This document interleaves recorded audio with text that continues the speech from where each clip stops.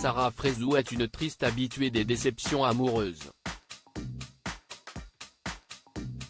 L'échec de son 4e mariage a été un véritable coup dur pour la jeune femme, et une raison de plus pour ses haters de l'attaquer. Si elle va désormais mieux, cela n'était pas le cas il y a quelques semaines de ça encore. D'ailleurs, elle avait effrayé la toile après un message terrifiant laissant présager le pire. Elle a fini par remonter la pente et se confie désormais sans détour à sa communauté. Sarah Frézou @Instagram Sarah Frézou explique son absence de Snapchat. C'est via sa story Snapchat que Sarah Frézou a pris la parole sur la raison de son absence remarquée sur le réseau social. Je ne snipe pas parce que ça me fait chier de snapper pour que les gens, au final, détournent les choses. Ça ne m'intéresse pas, je protège les gens qui sont avec moi. Il y en a ils n'aiment pas les réseaux sociaux. Elle a ajouté que les réseaux sociaux avaient pris beaucoup de place, notamment après son divorce et qu'elle a dû s'en éloigner. Depuis mon divorce, ça m'avait beaucoup mangé le cerveau les réseaux sociaux. Je prêtais beaucoup attention à ce qu'ils s'y disaient. À un moment donné, un matin je me suis réveillé et je me suis dit, la Sarah d'avant ne se sentait pas forcée de faire quelque chose. La tournure qu'a pris les réseaux sociaux dans ma vie c'est que je ne snappais plus pour le kiff, je snappais parce que je devais le faire.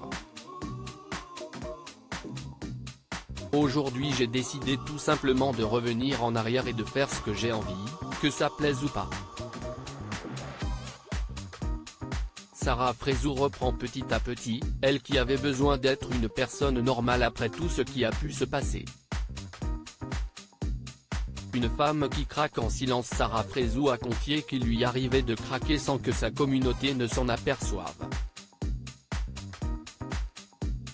C'est vrai qu'il y a des matins où, quand vous voyez sur Snap vous vous dites ouais elle est forte et tout, mais comme je vous l'ai dit, je ne montre plus trop tout sur Snap.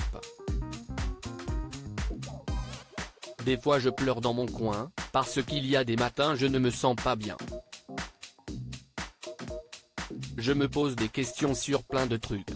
Mais c'est normal, je suis obligé de passer par là pour remonter la pente.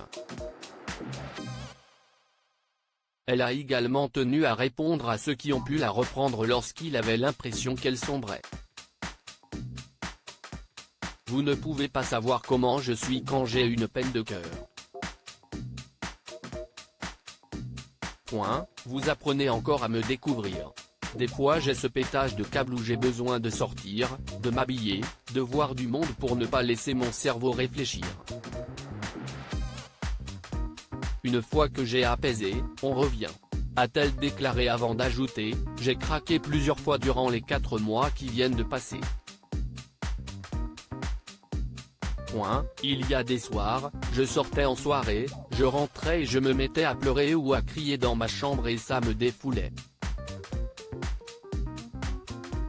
Elle se veut rassurante, affirmant savoir quand dire stop à sa folie.